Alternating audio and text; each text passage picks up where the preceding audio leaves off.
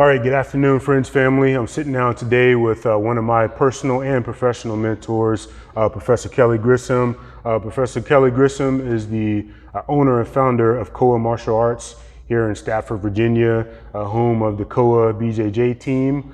Today I invited him to talk about entrepreneurship. You know, he has a vast experience, military, entrepreneur, you know, father, husband, leader, but I wanted to focus specifically today on the entrepreneur aspect of his life. So jumping into it, the first thing I'd like to talk about is what are your fears, or what was the biggest fear of starting out being an entrepreneur? Well, in the beginning of starting this team, I wouldn't even have described, myself as a business person or entrepreneur. I wasn't thinking of it that way. I was unaware on the front end of the process I was about to go through, from 2009 to where we are right now in 2022. In 2009, that was not, clear to me. I was just really trying to do jiu-jitsu. And the natural thing to do was the same thing I had done in the Marine Corps, same thing you've done. Everywhere you go, you find some mats, you find a little space, you find some people. And so I kind of took that same approach. I retired, and you feel, at least for me, I was very disoriented when I left the Marine Corps because that was it. I never really thought beyond that. And I was disoriented. And so I just did what I had always done. And I got some mats, and I went to the gym across the street, and I was starting a class, but there were no, the financial pressures that come with starting a business, things that I understand now, I didn't understand then. And then so we started in 2009, and then without boring you with the whole story, in 2016 is when it occurred to me that maybe I could quit my day job. So I was working for the government, I had retired from the Marine Corps, and I was working for the Marine Corps here on Quantico, but as a civilian. And one morning I went in, I'm logging in all my systems, and I thought, man, I'm not sure I have to come here anymore. That's when the fear kicked in. When I started thinking about leaving the comfort of a regular paycheck and in the comfort of the Marine Corps and the government that I had been in since really 17 years old, then I started getting kind of nervous. And I told my wife, I'm about to quit this. I was a GS-13 at the time. So I'm gonna quit this, I'm just gonna do the jiu-jitsu stuff. Now in our life, it was like this was my hobby that I did at night. And now I'm going to my wife saying, yeah, I'm gonna stop collecting that paycheck and I'm just gonna go work out every night. Then I got real scared. My kids were still home. My daughter was real young. And so my biggest fear for me was financial. Am I going to be able to really provide just doing my own thing? That was scary. I have a really good friend, Todd Crumpton. You know Todd. He's also a black belt, but he's a longtime businessman. He owns a couple of restaurants. And he was in my corner a lot, kind of giving me advice. I would have questions about whatever, like the lease. Signing a lease would make you nervous. Signing a commercial lease, it's a lot of money sometimes. It's very stressful. And he would whisper in my ear, okay, how many students do you have? What's your revenue? What's this? What's that? He's like, I would do it. He would never tell me to, but he would give me, good advice. And Dalla also was in my corner. So that stuff really helped. And eventually, to me, I liken it to stepping off a cliff with a parachute that you packed for yourself. And you're pretty sure you packed it right. You're pretty sure, but you're like, okay, I had some help to get over the fear stuff. The colonel I was working for at the time, Colonel Jerry Carter, we had a real good relationship. And when I was leaving for my job, he offered some additional leave. I had leave, I had paid leave, and I was gonna use that. It was gonna get me through a few months. He was like, hey, through our personnel office, he gave me some maybe 90 days of additional non-paid leave, but I was still on the roster. And he said, if you want to come back, just in case, just come back. That's awesome. No questions asked. You can come back in the building, go right back to work. That was, like a reserve parachute a little bit. So for 3 months, I quit and I was just doing this, but I still had my paycheck, and then that stopped. Then a couple of things helped. We went through the furlough stuff. Oh yeah. Like those years where every year the budget was like an issue. And during that time, I got furloughed once for about 2 weeks. And I said, you know what? During these 2 weeks while I'm furloughed, I'm gonna pretend like I'm full-time at my jiu-jitsu. Oh yeah. Nice. So I had like a practice 2 weeks, like, okay, this is what it would be like. I probably would have went crazy if not, So that helped. And then, 2016, stepped off the cliff with the parachute. That's it. And that was, there's no way around that. Like at least for me, no way around the fear thing. Yeah. It's like every other experience you have where you're nervous or anxious, and as Marines, we get an opportunity to experience that. So I'm familiar with the feeling, like I want to do this, but I don't really want to do it, and then you step and now it's been, so that was 2016, so now I'm 6 years in. Doing nice. I've done a couple other business things. By not having the job, it freed up my time. And then one day I was like, I would like another business. I enjoy the process of the idea, the creation, trying it, and the reward. And it's a backward cycle from, I don't know, like not being in business or not being entrepreneur. Man, I didn't understand any of this stuff. I'm 52. Yeah. I just started like clicking at 45. Oh wow. And so then I said, I want another business, and then I start to recognize everything. It's the process, which is why I'm such a fan of the brand. Thank you. Because it's so true. But the first time I met you, which was what, 5 years ago, 4 years ago? 2017. Yeah. Okay. 5 years ago. Yeah. The saying meant something to me, but even since then to now, like I have become so enamored with this idea that it's the end states are just not. It's what you're doing all the time. That's the real joy. Absolutely. And that's how I feel about it. So we started a wine company, and I get some other, combatives business I do, and those are all little entrepreneurial efforts. And what's different is I've learned you have to put your faith in yourself. Yeah. Everything, so if there's an investment, if there's money involved, all that's in the front end, and you're like, well, I hope this works. Yeah. It's a lot different when you just are going to work and you're going to get your pay. Sure. It's totally different to invest in yourself. Some people, it's natural. I feel like I'm a late bloomer. Because like my buddy Todd, he started in his 20s with his own restaurant. He figured it out along the way till he was an experienced businessman. I never even thought about that stuff when I was in the Marine Corps. Sure. Yeah. Anyway. That's I guess the biggest thing about the fear factor, which is real. It's a real thing. I mean, if you have sense, it's a real thing. Is trust. You have to trust yourself or your team if you have a good team. If you're lucky to have a team. Nowadays, we have a team. Yeah. So it's a lot different doing things with a team that you trust. Instead of by yourself, all the pressure's on you. Yeah. Yeah. I mean, even like having you back here, that immediately alleviates a lot of pressure in this ecosystem because there's someone else who's reliable and at that same standard. But either way, it doesn't matter, a team or an individual. Even we know each other, and you come back here. There's some, we have to be sure. Hey, is this going to work? And maybe that's not fear, but it's still that same anxiety of success because the consequence is pretty substantial if it doesn't work. Absolutely. It's not like when I was in the government, like, oh, that didn't work. Oh, well, let's try something else. Wasn't my dime anyway. Yeah, it's totally different when it's all your stuff, sure. I'd like to draw out one point you made. So you mentioned you enlisted. For those of you who don't know, Professor Kelly enlisted in the Marine Corps first, went to school and then came back as an officer. But how do you think the Marine Corps prepared you for that jump off the cliff? Or do you think there are specific things that you got in the Marine Corps that prepared you a little better had you been one of your friends like Todd or anybody that went out on their own and did it?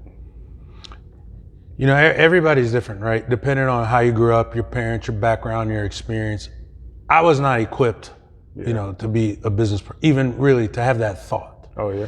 If your parents are like my kids, you know, my middle son, he's 20 and he's part of a company. Yeah, and it's awesome. Yeah. it was natural because they grew up in a family that was doing it. My wife's family, they're small business people, had a little store. So some of it, so when I was scared to quit my job, I was real worried about my wife. She kind of got it because she lived that way. Yeah. She lived with parents who had their own business and did their own thing. In my case, I can't really self-identify without the Marine Corps. It's hard for me to imagine, like, what would I have been if I wasn't Marine? What would everything look like? I have no idea. I came in the Marine Corps at 17. I believe that a lot of the success that we have here at KOA, or the team, all that stuff, is because of the Marine Corps leadership model. Yeah. I like to say here at this place, the model I'm trying to get after is a leadership model, meaning we are trying to make it so that every person in here is developing as a leader. One of the ways we do that is when you come on board, if you're a brand new person here and you come on board, we try to take somebody from the floor and go, this is your person, bring them along. Kind of like a sponsor type thing. Exactly. Yeah. Just like the military, this is your sponsor, kind of, but it doesn't have to be the same person every time, but that's kind of how we do it. Yeah. That is a pure Marine Corps. For me, it was. I'm sure other places do it, but I don't know. Yeah. So I left the Marine Corps, and like I said, I was a little disoriented, a little bit like, how do we do the civilian thing? Like, I don't even know. Yeah. And I think of KOA as I was trying to replicate a unit and just make a unit. And we were a team, then we were a bigger team, and now we're, like a company-sized organization. Yeah. And a lot of what we do is that model. So then it becomes very easy when you get your return orders back to the unit, and I'm like, oh, you're back. Yeah. You're gonna be platoon commander on this side. You know what I mean? It's like a natural for you, natural for me. Yeah. I think that's Marine Corps stuff. That is true, yeah. That we plug and play, and we got people here on their third tour here. Yeah. Kind of, they go, they come back, they go, they come back. It's a benefit of our location. Yeah. So, but definitely Marine Corps stuff. That's true. When I found out I was coming back, first thing I did was reach out. Hey, what's my role going to be? What's my job? What's my billet? Yeah, exactly. Which is awesome. Like you said, that it's natural to us having a gym where there's a ton of military, not just Marines. Army, Navy, Air Force. Sean's in the Air Force. I think it's awesome to have that because it clicks. It's natural for everybody. And when you were here before, we didn't have this many military. No, we didn't. No. Something changed. Yeah. I'm not sure what it is. I have some theories, but something changed and we have a lot more military people around. In fact, the other day I was thinking we need to make sure we don't overwhelm the non-military people. Yeah. Because I started saying, we need a jiu-jitsu class. It's just for lieutenants. And I still want to do that, but I want to be careful we don't. Yeah. Because we have a lot of people who are not, but they're getting pulled into that culture. Sure. So to pull out, one point from that you just made, and this could easily be a whole different podcast, but do you think they're kind of in search of something that's missing in their respective branches of military? Why, there's such a flock of military coming here? Man, I don't know. I don't know. And I'm almost superstitious about asking too many questions when things are going good. Like if there's friction, then I want to dig into the friction. If you're not happy, I really want to have that conversation. Yeah. I get almost nervous because a lot of people come, I love it here, visitors and this. Yeah. And I used to, when Anthony was a manager, when you were here before, that was Anthony. He left, he's a firefighter now. He's still around, but he's not the head guy. Head manager anymore. And we would talk about it and people would be saying how much they like it. I'm like, what is that? We got to try to do more of that. What is that? And then one day I said, you know what? Stop. Just leave it alone. Just whatever it is, it's working. Let's just keep doing what we're doing. Yeah. I just had someone last night ask me that at Dallas. Oh, wow. It's one of our instructors who runs a satellite program in Boston, Justin. And he said, hey, I always like to sit down and bend your ear because every time I'm down at KOA, the energy is like off the chain. What are you doing? And I said, man, I really don't know. I will just tell you this though. We're genuinely into our people. Yeah. We have a mission statement. We take it for real. Improve people's lives. We're constantly just trying to refocus on that mission. You know, I have some things right now I gotta refocus. Say, don't forget, we want people to have this experience when they come here. Yeah. I guess it's all that stuff together. It's like trying to run a good company, trying to run a good unit. Company, I mean, you know, rifle company. Yeah. I think all those same principles. Yeah. I don't have other principles to operate off of. Yeah. So that's what I'm using. You know. No, that makes sense. So with that, do you have a list of things that you think that you can pass on to either future entrepreneurs or current entrepreneurs that will maybe get you across the hump when you feel like some tension in your business, or to keep steady state if you're being successful? Do you have maybe 2 or 3 things that you'd recommend doing? First thing I would say is mentor. Yeah, absolutely. Find a mentor, a real mentor. There's so many fake mentor programs, you know, but real mentorship happens naturally, and usually it's a two-way thing. Yep. Right? I learned from you. There's lots of things I've learned from you over these years, and then, you know, that real mentorship tends to be that way, in my opinion. Yeah. I don't think that the designated mentor programs are bad. They work. You know, you can put somebody with a senior person, but Todd was a natural. Forced if you do it that way. If you try to assign it, sometimes it doesn't work. Sometimes it does. But I recently saw a thing from E.T. Eric Thomas.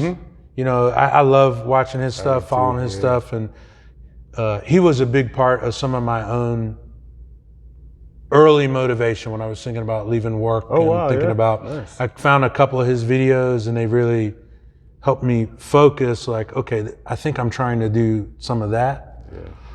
And I saw recently a video from him where he was talking about having, you know, a real mentor or a coach, and I had been thinking about it, but then when I heard him talk about it, it reflected on my relationship with Todd in particular, my first jiu-jitsu teacher, Chad, who I do business with today. We do federal work and law enforcement work together. He's a very experienced businessman and mentor in that regard. He sees the world like kind of a different way than I do, and I always learn. Sure. Lloyd, Dalla's first black belt. I learned a lot from him, and Dalla. This collection of mentors, of guys that you're trying to follow or be like. And then what I found is the more successful you are personally, the harder it is to find good mentors. Yeah. Right? Because you start to surpass other people, so you start looking around, and I'm fortunate. I have still, you know, a tight group of guys that I feel like I'm in last place. And so I have like a close circle of 4 or 5 guys. Sometimes it's money, sometimes real estate, sometimes jiu-jitsu, you know, whatever it is, business stuff. You can reach out and you got a pool to pull from. And I feel like all of them are like ahead of me. And I'm not doing that by design, but I think that's crucial. Yeah. You'll get, especially when you hit the hard parts, then you reach out to the mentor. I'm thinking about signing this new lease. Yeah. But I'm worried. I don't know if I got that kind of money, and I don't want to commit. Would talk to Todd. I would talk to, you know, guys that are mentors in that lane, and help me get through the decision. So that I would say is number 1. Number 2 is so find a mentor. Number 2 is visualization. Not allowing negative self-talk. Yeah. That's real hard for me. Yeah. I had a hard childhood, and I have a lot of like negative self-talk, and I had to come up with tools and ways to get me off of that. My belief is, you know, how you think that stuff's going to happen. Yeah, absolutely. And that's not me. There is a rack of knowledge, ancient and modern, that says the same thing. What you think is how it's going to be. We are our own worst critics sometimes. Yeah. One of the best books I come across on this subject, and it was recommended to me from my old manager, Anthony, found it's called With Winning in Mind. With Winning in Mind. And it kind of breaks down a performance mindset. Conscious mind, subconscious mind, and self-image. Those are the kind of 3 components. And the hardest thing to do is work on your self-image. And if you can successfully change your self-image, then you can have your subconscious and conscious operating against that new self-imagery. So I had to like constantly convince myself that I'm a successful small business entrepreneur, like constantly. Yeah. And negative thoughts creep in all the time, and I try to rely on that methodology, push it out of the way. It sounds funny, but for me, like sometimes I will use braggadocious hip hop. If I can't force the negative thought out of my head, I'll put on a hip hop song where the guy's like, I'm the greatest, I'm the best, I can do anything, you know, and I get into music and it lets me get past those negative thoughts. But self-imagery, which is related to, you know, believing in yourself, right? So find a mentor, believe in yourself and kind of work on that self-imagery, because that's what unfolds. And I guess the last thing I would say is do your best to educate yourself in your lane and profession. Be a professional. Be as professional as you can with whatever that thing is that you're trying to do. For example, you know, we're in the process of starting an online wine retail company, me, Adam, and Jaron.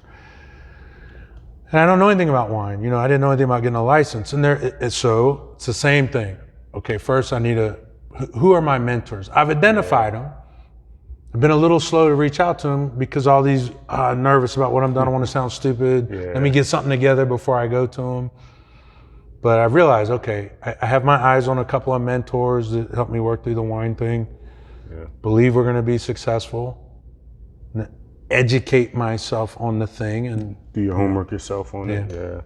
But with that said, you are the first gym owner that I've seen to have a professional reading list. I have some suspicions of where that originated from. But I guess, do you quiz the students? I mean, how do you know that the students are actually following through? I think it's awesome, but I don't, right? I recommend it. I remind people that it's there. It's a straight copy from the Marine Corps. It's organized by rank. I figured that. Originally it was just jiu-jitsu. I revisit it about every 3 years. I talk to people who are my kind of peer mentors, and I review that list and go over it. For the inner circle coaches, I kind of get on them about it. You know, they'll be like, they ask me some question, I'm like, you need to go read this. You need to go read this. I'm not going to tell you, go read this, go read this. And I've had some success with that. I've really tried to build that same culture that we have in the Marine Corps, that professional reading, come along development. I've tried to build that here. And whenever a student asks me some kind of coaching question, if I can recall that there's something from the reading list, you direct them straight to I'll give a short answer and I'll say, if you're really interested though, here's a book. And it happens to be on our reading list if you check it out. And a lot of times they're like, oh, there's a reading list? Exactly. But man, it works. It works so well in the Marine Corps. And that's how I became a reader. I didn't really read in high school or anything. I didn't care. But I got in the Marine Corps and someone pointed me at the right book, and then the floodgates open. Exactly, For me, it was Ender's Game. Oh, Nice, Ender's Game. I was a corporal, dabbling around the reading list, got my hands on Ender's Game, and it just sucked me in. And it's a great leadership book. That's why it was on there. General Gray put it on there. And it became a mainstay thing for me. Even today, I still refer to it, think about it. And so it was a natural to try to make it part of our culture here. No, that's awesome. I absolutely recommend that for jiu-jitsu school. For sure. I know for me, progressing through the ranks, it wasn't until I became a true student, started reading, started researching, started looking at martial artists from the past, just from the mental aspect of it. It wasn't until then that I think my game kind of expanded and I became more of a student to study positions, study techniques. Before, I think I relied, honestly, white and blue belt, I relied solely on athleticism, being a wrestler, and I relied heavily on what was being taught at the gym I was at. Rarely did I go on my own and study and research. But once I realized, I can treat this like, the knowledge base or the concept that the Marine Corps has and research and study on my own, the world opened up to me as far as my jiu-jitsu. Did you start jiu-jitsu before or after you were commissioned? Before, When you were a martial arts instructor? Yep. That's how you got exposed to? What was your first jiu-jitsu school? It was now retired First Sergeant Powers, Sergeant Powers at the time had a little small program similar to what we did. And I think he was a Gracie Baja affiliate, but he was teaching on base. So. Where? This was in Paris Island, actually. Yeah. Beaufort, South Carolina. Yeah. So that how long have you been? We'll just say jiu-jitsu. When did you start jiu-jitsu? So how long have you been in the jiu-jitsu process? Jiu-jitsu exclusively, I would say 2008 was when I first started. Yeah, I always grappled in Marine Corps martial arts program, but jiu-jitsu, submission grappling exclusively 2008. I have found that these later years of jiu-jitsu, I started around 2001 or 2. Okay. Somewhere in there. I don't remember exactly. Before that, I was a judo guy. Yeah. I started around 2001 or 2. Now, I look at, some of it is age, you get perspective. To me, everything is about like that whole process. It's difficult to explain concisely. It really is. But now, everything to me falls into that paradigm, and having experienced it, from white to black belt, and now I'm buried in it as a black belt and watching other people. But Musashi said something to the effect of like, once you master the way, you'll see it in everything, something like that. And I notice now, like we have Doug here, Doug Bennett, and he's getting into comedy and he's getting pretty good. I think he got his first headliner gig coming up. He's built his way up and he's learned. And the first time I was going to see him, he jokes around in a school and he's okay funny, but yeah. And I was thinking I was going to a show and I thought, man, I hope he doesn't do what he's doing in the school because it might not be that funny. And I went to watch his show and he had me crying. And in my mind, I thought, man, I thought this guy was like a white belt or a blue belt, but I'm thinking comedy. Yeah. I'm like, man, he's like a 4-stripe brown belt. And then for me, it was like all clarity. Oh, okay, he's been doing the work. And then I talked to him, you find out he's going to clubs every night. He's doing this, he's practicing stuff. He's bombing, he's up, he's down, he's up. He ground his way to that point by doing the same stuff we're talking about. Yeah. He had some mentors. He has to work on what he's thinking about himself and how he's doing it. And then do the work, do the mat time to educate yourself. Yeah. But I relate everything to it now. I don't care what anybody's doing. They ask me something, I'll be like, well, what belt are you in? Right? Yeah. Like, what belt are you in podcasting? What belt is, we got music guys around here, we got camera guys, you start to recognize, once you've experienced it the way we have, and it could be anything, I suppose, but my thing is jiu-jitsu, so that's the one I can talk about. Everything is that way. Now I always know, like, okay, what belt am I? Yeah. In the wine business, I'm a white belt. But I know, based on the process, I can be a black belt if I'm willing to do the work, have the right mentors, believe in what I'm doing, I can get there. Absolutely. Yeah. So last question, throughout the process, what has been most satisfying or what's been the most exciting part of being an entrepreneur or business owner? I thought this was gonna be a really hard question. And then I realized for me, the most satisfying part is seeing someone else grasp the concept that we are talking about. Yeah. Seeing someone walk into the school, maybe a blank slate, maybe expecting something else, and then watching them 2 years, 4 years, 5, 6, okay, get your purple belt, they get buried in it, they start realizing how this relates to off the mat, on the mat. Yeah. The most rewarding part of doing this for me is sharing that idea of personal development through a reliable process of consistent work and learning to just enjoy right now instead of wherever you think you're going. Yeah. And watching people share that with me. You can really see the open mat. The open mat, everybody's in there just rolling. Yeah. And sometimes I'll say to people, see, that's how your life's supposed to be. Just flowing. Most of the time, your life's supposed to be, you're supposed to be present. Yeah. Just like in a roll. You're not worried about who you're gonna roll with next. Yeah. You're gonna do this thing right now. And watching people who had a bunch of anxiety, like me, pull all that back and be present, that is the most rewarding part for me. It's awesome. Yeah. It's awesome. Cool. What about you? I would say the most rewarding part. See, hard question. Yeah, it is. It is a tough one. I think for me, it is the lessons learned throughout the process. Specifically, you know, we could talk about the business. We could talk about Marine Corps. We could talk about jiu-jitsu. But the lessons learned throughout, I think, have made me a better person. Definitely jiu-jitsu. Physically, I was always good. You know, Marines were taught, you know, physically ready, you know, for combat. Mentally, I was not always good, and it takes a lot to be humble enough to say that. I think there's a lot of Marines in the Marine Corps now who are not okay, who are not able to identify that or even talk about it. You know, it took me a long time to get to that spot. Jiu-jitsu has brought that to me, or you know, brought that out of me, and it's been a lesson learned. From a business aspect, it's been everything I've learned about being, you know, some of the same fears you had. Mine wasn't on a larger scale, or just, hey, starting a brand, and then from there branching out. You know, first thing we did was just like some cotton T-shirts. You know, put the brand on it, boom, post it for sale. You know, expanded to having a website, expanded to the podcast. You know, YouTube, doing tutorials. It's just been the lessons learned, gaining the knowledge throughout for me.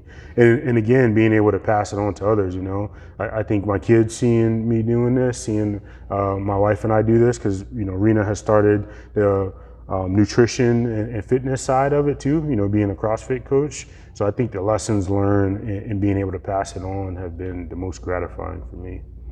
So. Yeah. I guess the only thing I'd add to that is the relationships, you know, but that's a life thing. Yeah, that's true. That's a life thing. Yeah. But there's something about, you know, fighting people all the time. Yeah, that's true. Yeah. I feel like every time you tap with a training partner, it builds trust. Yeah, for sure. Yeah. And that it's really difficult to replicate. Yeah. You know, because you're compromised. Yeah. And you're in a bad spot, and it's dangerous, and you tap, and the other person, they behave in a certain way that's kind of in your interest. Yeah. And so you start to develop a sense of trust in their behavior patterns. And when you're trying to choke somebody out for 15 years, 20 years, you get pretty close. You also are very trusting, you know, like they've had you in a compromised situation thousands and thousands of times. Yeah, that's true. I never thought about it from that. So, I mean, relationships matter. You know, the Marine Corps is all built on relationships, but in jiu-jitsu, I think, which is why I think all Marines should be training, and why I think every platoon should train together, the camaraderie thing, but that trust factor. Yeah. You learn how people think. I mean, we won't peel that one open right now, but. Not this time. Another podcast. Yeah. But definitely, I love watching other people do it. Personally, maybe it's just the relationships have been the most rewarding, going through the process with others. Yeah, that's a good point. You know, even this past Thursday, you know, Jordan and John dropped in. You know, we were, you know, a couple thousand miles together on the West Coast. You know, that relationship, being able to move to the other side of the country and still be joined because of jiu-jitsu, I think it's awesome, man. And you make a lot of friendships, you know, throughout. Going around from different gyms or moving from place to place, which is awesome. And over time, you start to realize, well, it felt like a disconnected relationship because you visited somebody in this part of the country. Then 3 years later, they're in your school, or you're in their school, or you're somewhere, and it becomes enduring over time. Yeah. Well, thanks for inviting me to sit down. No, thank you for being here. You know, my goal is to share as many experiences as possible. Successful business owners, people who have endured the process, you know, military, life, you know, throughout jiu-jitsu or different sports. So thanks for your time. We should get Anthony on. For sure, I'd love to. Because he's at the very front end of this now with Lakeside. Yeah, that's awesome. You know, he's at the very front end. So all the stuff we're talking about that we experience, he will be experiencing it. For sure. I'd love right to now. So maybe we get him in. He very much is aware and into the process that got him to where he's at now. That's all. I mean, you know, not to go on, but he definitely got a lot of reps in here, you know, on your dime, you know, he was able to, what will my jiu-jitsu school be like? Which is awesome though, but like you said, you know, the first point, having a mentor. I mean, you can't get any closer to mentorship than that. Right. You are literally here every day, going through, seeing day to day, you know. We're about a decade together. Oh, that's awesome. I didn't realize before it was he became that a long. firefighter. Wow, yeah. Yeah. Yeah. Well, thank you again for your time, sir. Appreciate it. Appreciate you.